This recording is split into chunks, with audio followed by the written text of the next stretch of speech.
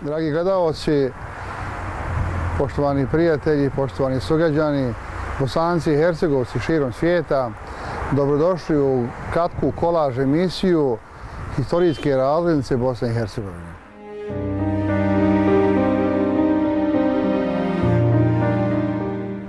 Mi ćemo, obzirom da smo stacionirani u Zenici, u Bosni i Hercegovini, početi neke razglednice poslati vam upravo iz našeg grada Zenice. Dva su tu osnovna razloga. Zenica je srce Bosne. Zenica je krunidbeno mjesto Bosne. Mi Bosnu vežemo za mnoge historijske ličnosti, ali u principu gledamo i nastojimo da vas pozovemo u naš grad. Mi Zeničani volimo da se dođe u naš grad i naši zmajevi igraju u našem gradu.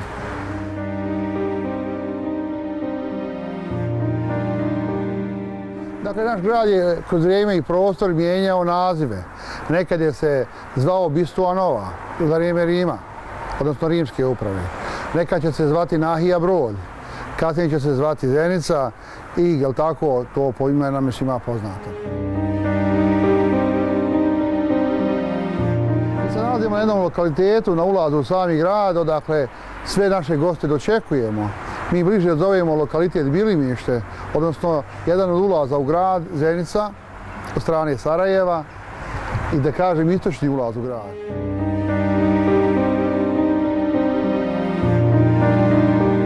Znači, čitav ovaj lokalitet zove se Bilimište. Pretpostavlja se da su ovdje da je bilo sjedište Bistuve Nove.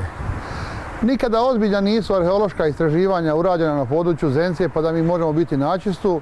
Pretežno se radila sondana jer nije bilo dovoljno novca ispitivanja kada bi bili, odnosno da bi bili u mogućnosti da znamo stvarno istinu.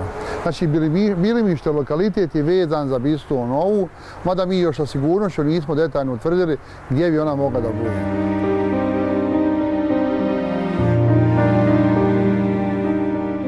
Mi se nalazimo na lokalitetu Musale, Musala, ulaz u Zenicu, a reći ćemo i nekoliko riječi o njih. A prije Musale da kažemo da mi na ulazu u sam grad imamo interesantno, jako lijepo turbe, koje je prema legendama naših starih Zeničana nastalo tako što su 4 brata iz Šama, odnosno iz sirijskog prostora, su došli na područje Bosne, odnosno Zenice, da pripovjedaju kao derviši, misionari islam.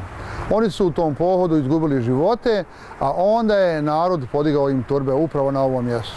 Ima tu i legendi kako su oni poginuli, šta je se bilo da nije to na ovom prostoru, nego 100 metara lijevo. Međutim, mi danas znamo, odnosno sačuvanu legendu, da su to 4 braće iz Šama i oni su upravo na ulazu u sam grad Zenica.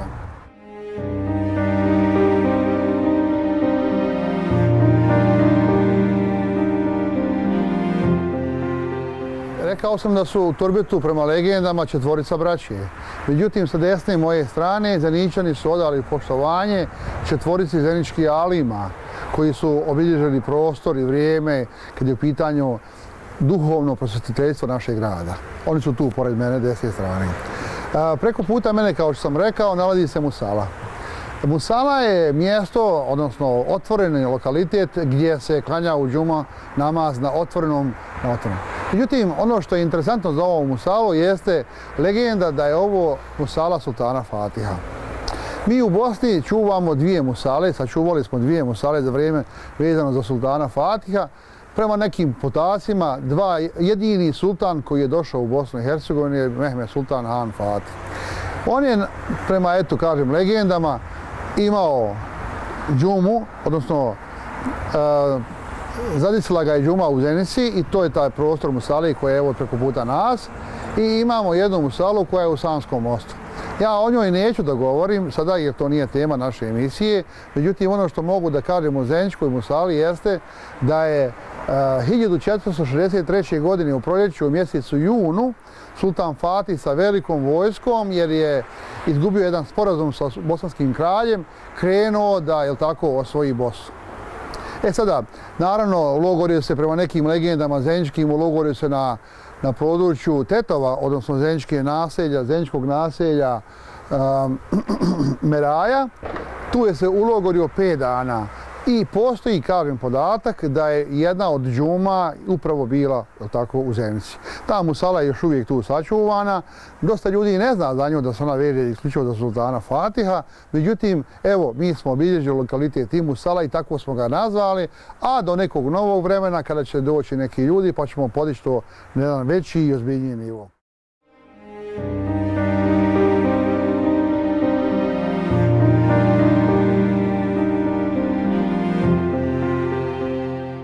S desne strane od musale, s ovog prostora, nalazi se 2 mezara Zeničke medrese, sultan Ahmedove medrese u Zenici, jer su ovi ljudi obilježili vrijeme i prostor, kao što sam rekao, na duhovnom prosvjetiteljstvu našeg grada.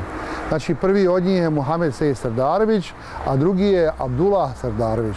I jedan i drugi su bili muderisi i obilježili su prostor i vrijeme i bili su u svom habitusu, prostoru, izuzetno uticajni, priznati i poštovani ljudi i, kažem, nosili su konstrukciju uleme, grada i buđenja u svakom smislu u ovom gradu. Isto tako za ovaj dio grada je izuzetno vezana i drveni most, drvena ćuprija koja se nalazi na samom ulazu grada. Ono što je vezano za nju, mi je, prema našim podacima koji su raspoloživi, vežemo za 1557. godinu. To nije njezina godina izgradnje, nego vrijeme obnove, što znači da je most još stariji nego te godine.